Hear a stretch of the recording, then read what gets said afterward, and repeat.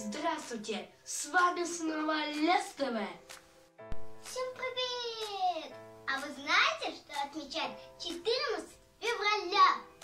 Да, это день влюбленных.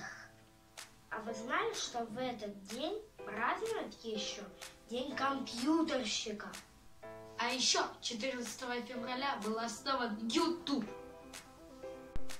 Между прочим, первую коробку конфет придумали к празднику всех влюбленных. А в Германии 14 февраля отмечают День душевнобольных. Не потому ли, что все влюбленные немножечко безумны?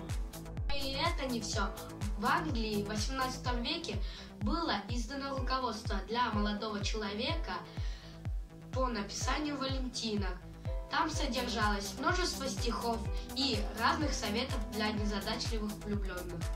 Представляете, в Японии 14 февраля День мужчин.